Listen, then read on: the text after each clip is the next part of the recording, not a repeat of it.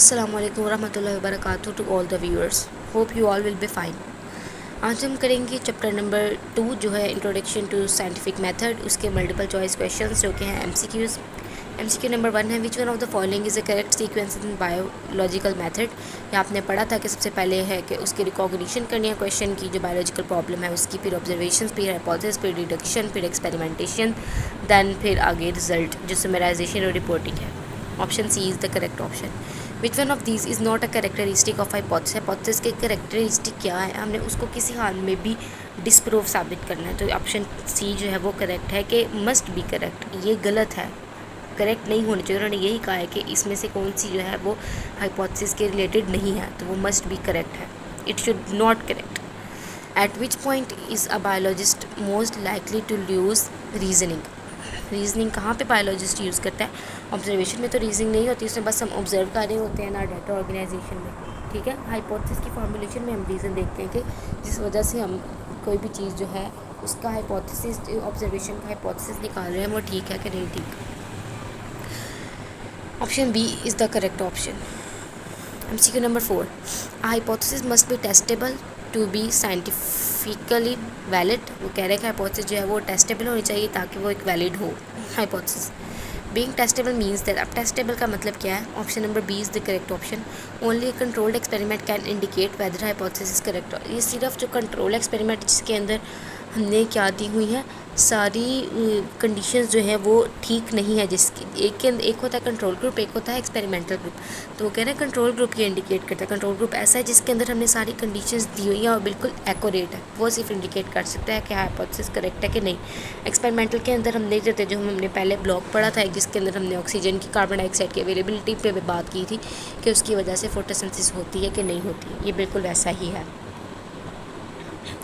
MCQ number 5, what would be the best experimental design for testing a hypothesis that bean plants require sodium?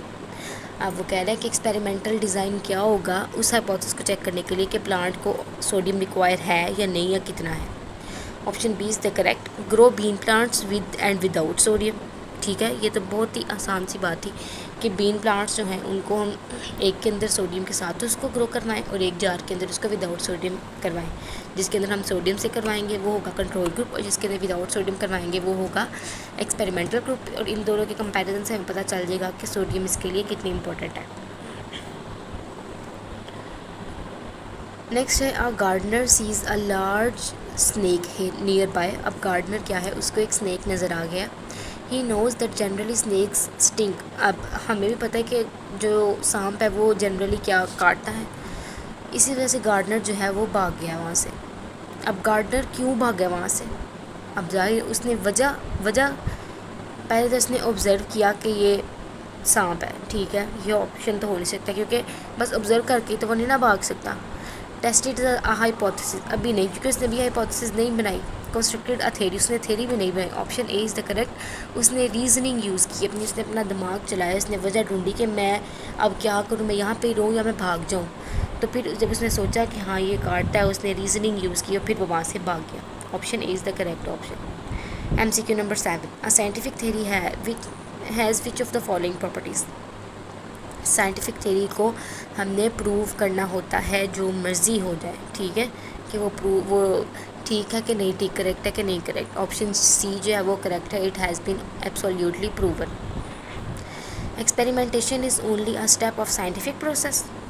वो कह रहा है कि experimentation जो है सिर्फ वो स्टेप है एक इम्पॉर्टेंट साइंटिफिक प्रोसेस का, but it is a very important because it always, लेकिन स्टेप तो है, स्टेप्स तो बहुत सारे हैं, लेकिन ये बहुत इंपॉर्टेंट है। क्यों ऑलवेज इंपॉर्टेंट है? क्यों? It ensures that hypothesis can be confirmed with certainty. Experiments जो हैं वो हमें इस बात का सबूत देते हैं कि जो हमने हाइपोथेसिस बनाई है ऑब्जर्वेशंस के बाद वो बिल्कुल ठीक है, सच्ची है कि नहीं सच्ची, ठीक है। Option C is the correct option. Next we have MCQ number 9, that is the last MCQs of chapter number 2, exercise MCQs. You are testing a hypothesis. अब हाइपोथेसिस हम एक टेस्ट कर रहे हैं, ठीक है। अब हम एक्सपेरिमेंट करने लगे हैं। Students learn more if they drink tea before sitting for study. Students क्या कर रहे हैं, वो ज़्यादा याद कर रहे हैं कि अगर वो पढ़ने से पहले चाय पी लें तो, your 20 experimental students drink tea before study. अब 20 ऐसे स्टूडेंट्स थे जिन्होंने चाय पी स्टडी करने से पहले। You test their learning by giving questions. अब जब वो याद कर लेंगे कुछ तो आप उसके उनसे उनको क्वेश्चंस देंगे जिससे हमें पता चल जाएगा कि उन्होंने कितना अच्छा याद किया था। अब 20 ऐसे स्टूडेंट्स हैं जो कि कंट्रोल ग्रुप में हैं, ठीक है। Should have all experimental conditions identical to the experimental group except that, ठीक है। अब वो कह रहे हैं कि कंट्रोल ग्रुप में क्या होगा, एक्सपेरिमेंटल में तो उन्होंने बता दिया कि हमने उनको चाय पिलाई है।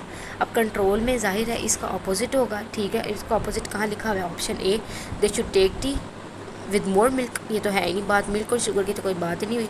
दे should take tea before as well as during study, उससे पहले भी लें दरम्यान में भी लें तो फिर वो कैसे पढ़ पाएंगे। Option D is after taking tea they should not sit for study, ये भी गलत है।